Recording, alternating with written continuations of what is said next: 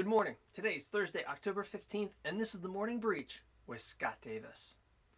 Microsoft has issued fixes for 87 newly discovered security vulnerabilities, 11 of which have been flagged as critical, as part of the October 2020 Patch Tuesday. This included 2 critical remote code execution flaws in the TCP/IP stack and Microsoft Outlook. The primary focus is on CVE 2020-16898, which according to Microsoft, an attacker would have to send a specially crafted ICMP v6 router advertisement packet to a remote Windows computer to exploit.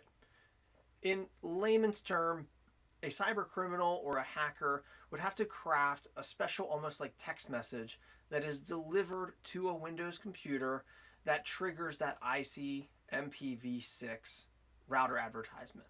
So it can be done. For someone that knows what they're doing, it's not that hard. McAfee has warned that this type of bug could be made wormable, which would create more headaches for the attacked IT department. Just like every month after Patch Tuesday, I have to remind you to please remember to update and patch your computers. Many IT vendors should automatically do this for you. And with many of us working from home, it's possible your computer is missing these critical updates.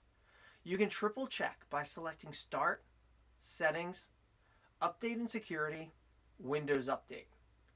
Check your updates, and if you find a large number of updates, you should notify your IT department and manager, as you're likely not the only one that's not being patched.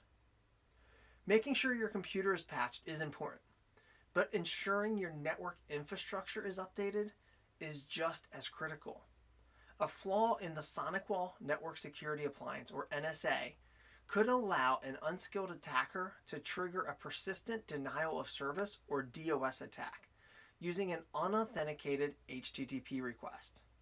CVE 2020-5135 could go even further, as VPN bugs are tremendously dangerous, as it exposes entry points into sensitive networks, and there is little in the way of security introspection tools for an admin to recognize a breach has occurred. Here, a cyber criminal could spend months mapping out a target network using the flaw before deploying ransomware or even making extortion demands. The next conversation with your IT department or vendor should include the question of what firmware is my network equipment running and what is the latest available version, especially on the firewall.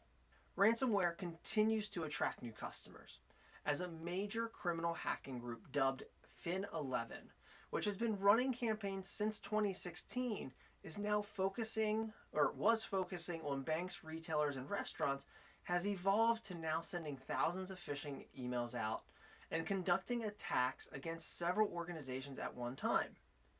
Using their already compromised networks, the attacks have been favoring the Clop ransomware and demanding Bitcoin to restore the data and the network.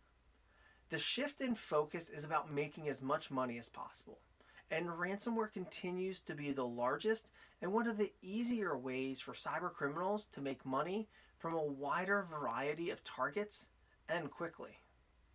Also, researchers at Sentinel Labs have analyzed a relatively new ransomware as a service strain, being named Foxin, RAAS, or Ransomware as a Service. It has been advertised in several dark web forums since the initial appearance back roughly July of 2020. And it is only sold as a service, so you can't just go and buy the code. Here, the operators are keeping a part of the money collected from the ransom or extortion, which is similar with RAS services. Phonix varies from many other current RAS offerings in that it employs 4 different methods of encryption for each file and has an overly complex post-infection engagement cycle. So based on what we currently know, Phonix affiliates are not provided with a decryption tool or keys at first.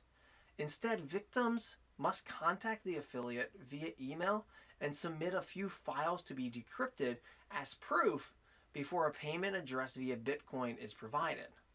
We continue to see new players, new strains, new versions, and advancements in ransomware across the board.